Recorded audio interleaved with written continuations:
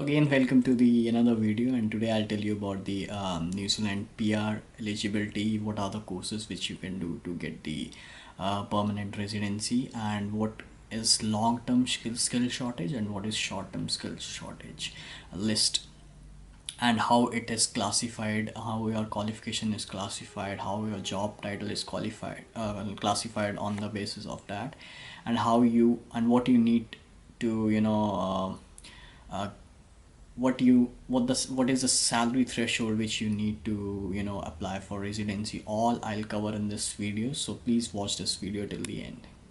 What is long-term skill shortage? Long-term skill shortage is are the occupations that are in sustained shortage in New Zealand. These are the skills, or the people for the government is looking for, are the ones who are like very short in the country, whose occupation is there are not enough people to fill the vacancies for that job. That comes under long-term skill shortage, and the short-term skill shortage is the vice versa for that. So there's one of the course which is very lot of less people are doing that, and it is related to the digital marketing. So if you want to study digital marketing over here, this is the best time for you to get enrolled for that, because they are looking for a lot of people. And I'll mention you the in the next segment of the video, I'll mention you the college name as well, so you can view you can view the name of the college and then decide the course for that.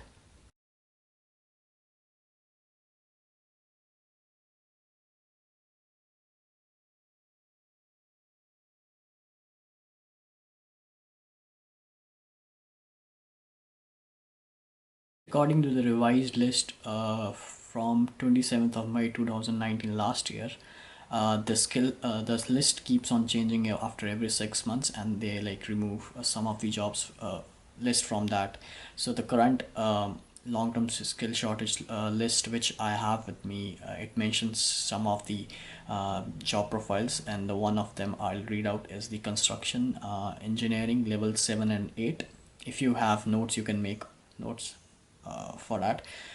Cookery level 4, chef de party. If some of the people who work in hotels, they might be knowing about the chef de party is a classification of supervisor kind of chef.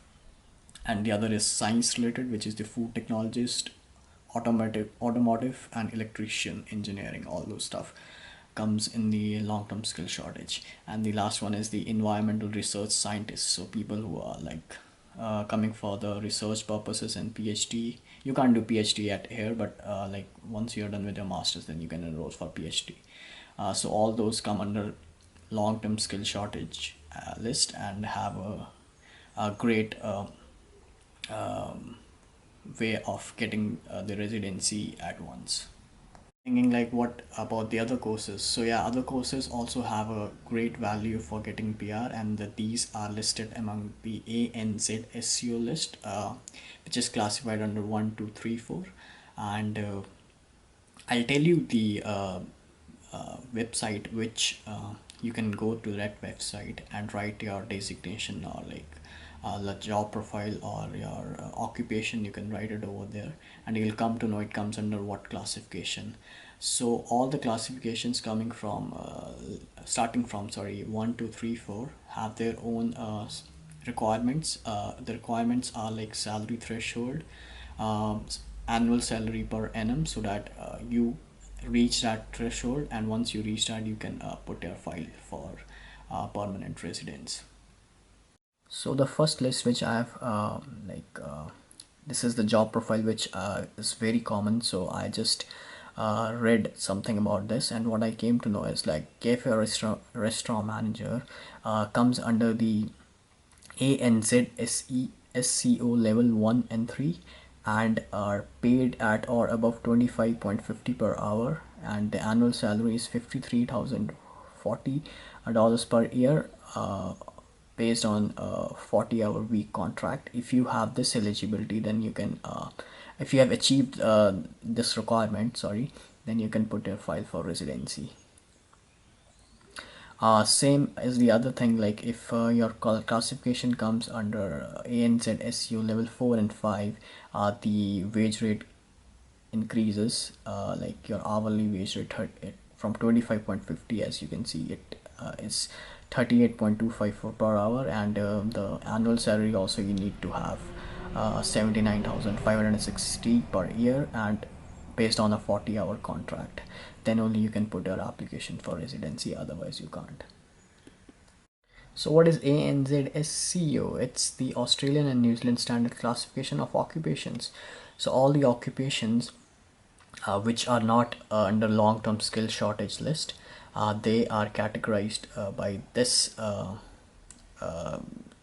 you can say, like Australian Bureau of Statistics. They like classify all these occupations under level 1, 2, 3, 4, and all the levels have different requirements, and the people who are working under that level, if they achieve the threshold of the salary and the hourly wage rate and the 40-hour contract per week, then they are automatically get verified for the permanent residency. So this is the site I can which you can view whenever you are looking for your occupation, and then you can decide whether you want to come to New Zealand or not. So if you, I'll give this link in the description as well. So once you go and visit this, you just have to do nothing. You just go here and just in the search box you just type your occupation, for example cafe and restaurant manager, and you just press go, and as you can see, the result over here is, it states, I don't know what is this code. This is just the code, like qualification sorry, the classification of occupation code is 1441, and once you click on this, this page will open like that, and it will mention the all the level of skill level, which under which skill level this comes. So as you can see, according to this, if you do the advanced diploma or degree, it all these come under ANZSCO skill level 2. Registered diploma means you should have done it from a verified college. It should not be like any college. At least 3 years of relevant experience. These are some of the requirements which you can look according to yourself and what suits you best, and the tasks, all these are mentioned over here. So alternative titles, food and beverage, all these things you can these comes under ANZSCO skill level 2. So as I mentioned before in my video, if you're watching it carefully, if the skill level which come under 1 to 3, you just need to have your wage rate for about 25.50 per hour and an annual salary of 53,430 per year and a 40-hour week contract, and you can apply. And once you are eligible for that, once you have achieved that requirement, you can lodge your application for the permanent residency. Again, a lot of people ask me about the engineering courses, so let's see engineer now. Occupation engineer, go. So all these are the lists of the engineers, so you don't have to be disheartened and ask other people like what is the scope, what is the scope. All you can search under this website. I'll just click on the occupation code of engineering managers at the first one, and if I click this, this mentions everything over here, engineering managers, all this indicative skill level, all this tasks include. And if I see the skill level over here, so it comes under 1. So again, what is the requirement for that? The same which I mentioned before, 25.50 per hour, $53,040 annually per year should be your salary, and 40 hours week per contract should be your requirement to lodge an application for permanent residency. Let's forget engineering for now. for a bit moment, and let's go for marketing management. So marketing manager, there you go. So this is the occupation code 1311, advertising, public relation and sales manager. So you click on that. Indicative skill level, tasks include, this also comes under skill level 1. Sorry about that, I can't find any 2 and 3 4, but once you know what is your skill level qualification occupation code, not the code, skill level qualification or occupation, then you can search and look wherever your skill level lies under 1 or 4, lies between 1 or 4 or not. So this also comes again under skill level 1, and the same requirement is 25.50 per hour, $53,040 per year annual, and a 40-hour per week contract. Should be your requirement to lodge an application for permanent residency. I'll give you the link for this website in my description, and you can just go and have a look, and whatever is your occupation code, you can just find the information. Everything is there on this website, so don't worry about that. Exception you could find, like if you're searching for a long-term skill shortage, which you don't have to do over here. If your qualification is under long-term skill shortage, you don't have to worry. But for example, if I search for example chef, it comes under long-term, and if I go and click on this, so you'll find that this also comes under skill level 2, as you can see over here.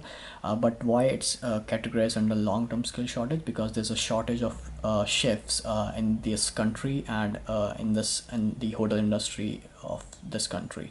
So that is why this is under long-term skill shortage. So every qualification over occupation over here does not mean like it can't come under long-term skill shortage. Whenever anything happens, like if they're thinking to increase the economy to the another level, so they may take for example restaurant cafe managers under long-term skill shortage, because a lot of people are resigning the jobs. So this depends upon, this is all decided by the New Zealand government, so you don't have to think a lot about that. But this also comes under skill level 2, but it is under long-term skill shortage. So yeah, so the residency pathway to residency is equal for everyone. It's not like a partial way of dealing the residency for the immigrants. It's a fair way to deal with the pathway to residency, and you don't have to get disheartened. You just have to try your way out, and if you are successful, then you can get the permanent residencies, and the world does not end. If you don't get the residency, you can apply for different countries as well. Whatever you learn here is the skills which you take from here, and you can like apply it anywhere in the world, so you don't have to worry about that. I hope you might have understood about the various levels of skills, like 1 2 3 4 ANZ SCO level 1 2 3 4, long-term skill shortage, short-term skill shortage. If your qualification or occupation is not qualification, if your occupation is lying in the ANZ SCO, then it's good, and if it's in the long-term skill shortage, then it's very good. But you don't have to get disheartened if it's under short-term skill shortage, because as I've told you, the requirements to achieve the threshold of the salary you need, all those stuff, if you have all those things into one place, then you can eventually go and lodge your application for the residency of this country.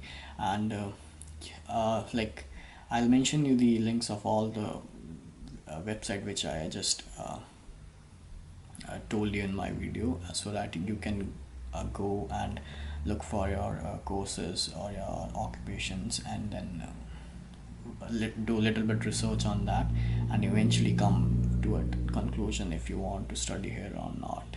So if you have liked this video, then press the like button and subscribe the channel for more videos. And if you have any comments, leave the comments in the comment box, and I'll see you in the next video. Till then, bye and take care.